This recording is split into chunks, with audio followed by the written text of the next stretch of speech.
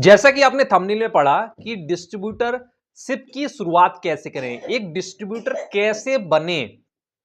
अगर आपको zero knowledge है, इसको हम इस तरह भी कह सकते हैं कि आपके नेटवर्क में या आपके दोस्त में, रिश्तेदारी में कोई भी डिस्ट्रीब्यूटर नहीं है जहां से आपको थोड़ी बहुत भी नॉलेज मिली है, तो आप कैसे डिस्ट्रीब्यूटर बनेंगे और आपके पास जमा पूंजी भी कम है, तो कैसे डिस्ट्रीब्यूटर बनेंगे। बहुत सारे लोग डिस्ट्रीब्यूटर नहीं बन पाते।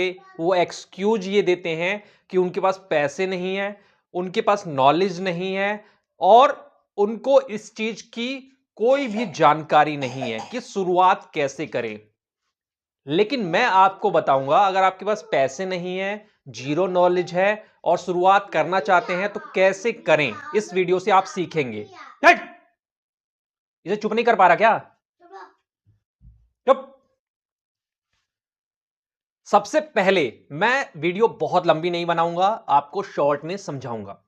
सबसे पहले अगर आपके पास फाइनेंस की कमी है, जो कि सभी के पास होती है, नए लोगों के पास, तो आप जो मैं बताऊंगा उस हिसाब से शुरुआत करें। सबसे पहले आप कोई एजेंसी लेने की कोशिश बिल्कुल भी ना करें, छोटी या बड़ी। कोई रेंट पे जगह लेने की कोशिश ना करें, छोटी या बड़ी। आपको अपने घर से काम करना है। अगर आप उसी एरिया में, शहरी क्षेत्र में रहते हैं या थोड़े से दूर भी रहते हैं, 2-4 किलोमीटर 5 किलोमीटर की रेंज में, तो आपको अपने घर से ही शुरुआत करनी चाहिए। और अगर रेंट पे भी लेना है तो बीच शहर में, बीच टाउन में रेंट पर कोई भी शॉप या कोई भी जगह ना लें। आप उस शहरी क्षेत्र के बाहर एक जगह लें। सबसे पहले आपको डिस्ट्रीब्यूटर बनना है, आपको दुकानदार नहीं बनना। आप एक बाइक ले लीजिए जिसका एवरेज काफी अच्छा हो, सेकंड हैंड भी खरीद सकते हैं, जिसके पास नई नई खरीदने के पैसे नहीं है। मैं सेकंड हैंड की ही रिक्वेस्ट करूंगा।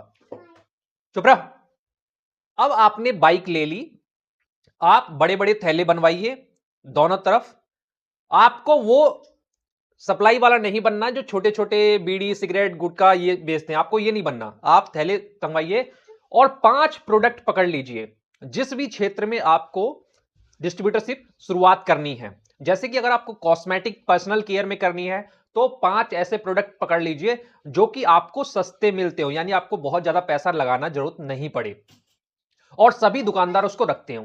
5 प्रोडक्ट पकड़ लीजिए और डेली का अपने शहर को 6 बीट में बांट लीजिए, यानी 6 दिनों में। संडे को छोड़ दीजिए, 6 दिनों में बांट लीजिए कि मंडे में ये वाला एरिया करूंगा और कम से कम 50 दुकानें करूंगा, छोटे बड़े काउंटर 50 करूंगा।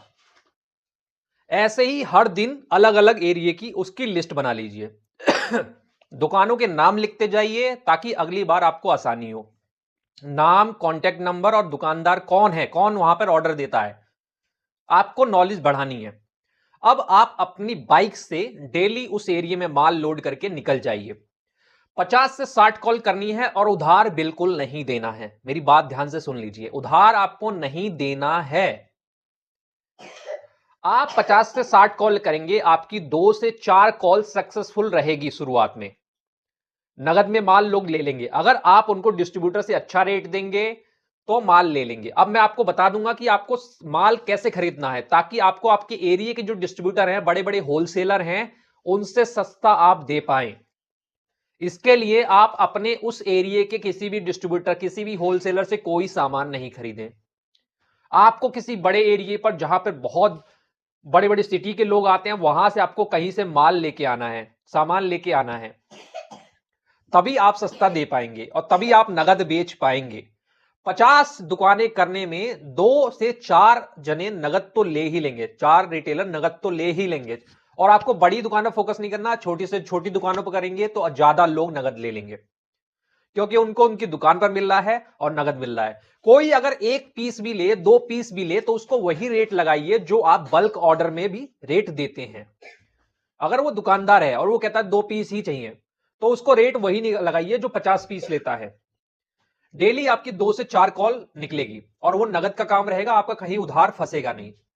इस तरीके से करीब 1 से 3 महीने आप काम करिए। 3 महीने में आपको उस एरिया के सारे सभी चीजें पता चल जाएंगी, रिटेलर का नॉलेज पता चल जाएगा, उसका व्यवहार क्या है, उसकी दुकानदारी कितनी ट्रस्टेबल है, किसको उधार देना है, किसको नहीं देना, ये सारी समझ आपको हो जाएगी। अब आप जो 50 कॉल करेंगे अभी आपको प्रोडक्ट नहीं बढ़ाना। अब जो आप 50 कॉल करेंगे उसमें से 5 नगद कीजिए, 4 से 5 नगद कीजिए यानी कैश में कीजिए, और 4 से 5 उधार देने की कोशिश करिए जो आपसे कैश में पहले से ले रहे हैं, और उधार 50% उधार करिए, 50% नगद उसी टाइम पर ले लीजिए।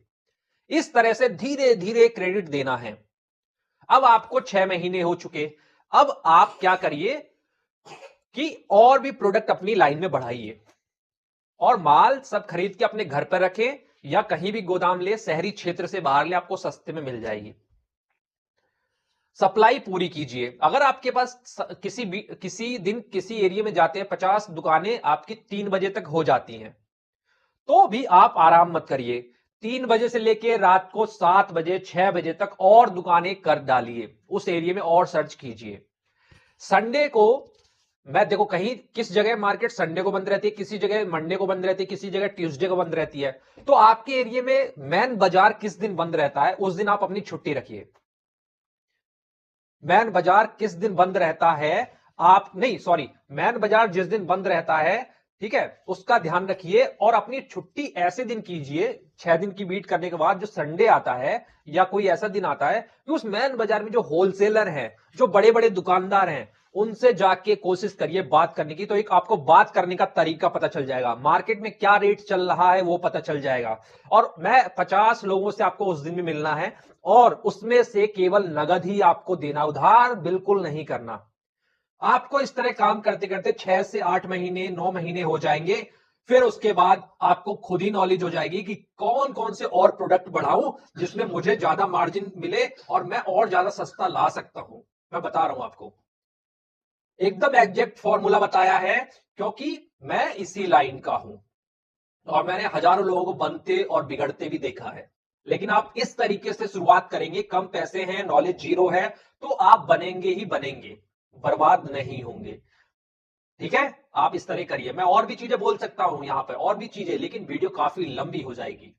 तो आप इस तरीके से शुरुआत करिए और फिर आपको पता चल जाएगा अब मुझे एजेंसी लेनी है नहीं लेनी, कौन सी लेनी है, कहां लेनी है, सारी चीजें। आपके पैसे नुकसान नहीं होंगे। पहली बात तो ये है, अगर इस विधि से चलेंगे तो। वीडियो अच्छी लगी है तो लाइक करिए, शेयर करिए और चैनल को जरूर सब्सक्राइब करें।